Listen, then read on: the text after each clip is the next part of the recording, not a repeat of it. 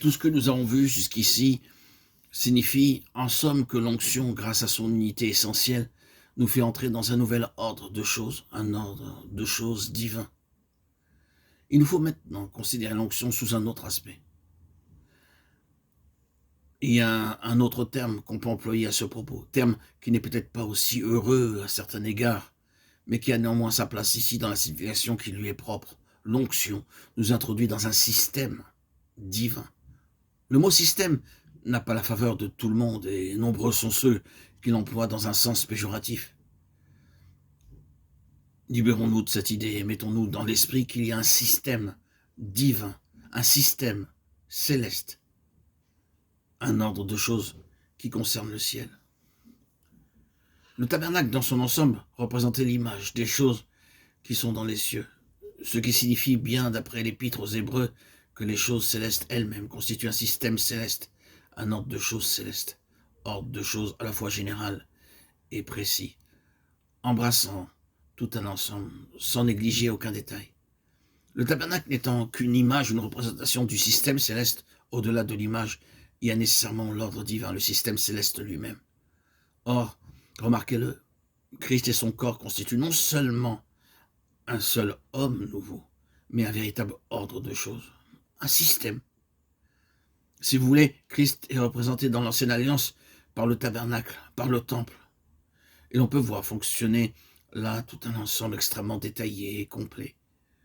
Mais dans les deux cas, le tabernacle comme le temple sont des images non seulement de Christ comme personne séparée, mais de Christ et des siens, un seul peuple, un seul corps. Donc le tabernacle et le temple, cela ne fait pas de doute, représentent l'Église en tant que système céleste. Leur construction n'est pas plus une chose humaine que ne le fut leur conception. Souvenez-vous qu'il n'est pas un seul fragment sur du tabernacle, sur du temple, dont la conception fut abandonnée à l'initiative de l'homme.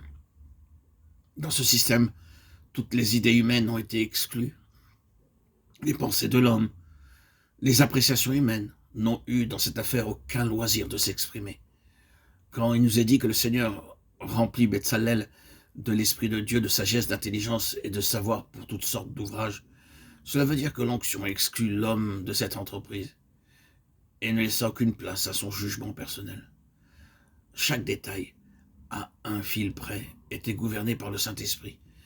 Les matériaux employés, la façon de les utiliser, ce qu'il fallait faire et comment il fallait le faire. Tout était sous le gouvernement du Saint-Esprit. C'est qu'il s'agissait là d'un système céleste dans lequel le jugement de l'homme n'avait rien à voir. Or, Christ est cela. L'Église qui est son corps est cela. Et ce qui doit nous préoccuper, bien-aimés, c'est le principe spirituel. Le principe céleste qui, dans les Écritures, est partout sous-jacent. Si nous nous contentons de prendre les Écritures telles que nous les voyons écrites et que nous mettions à les appliquer, à quoi aboutirons-nous? À un système selon l'ancienne alliance, calqué sur celui du temple, avec prêtres, vêtements sacerdotaux, rires et tout ce qui va avec.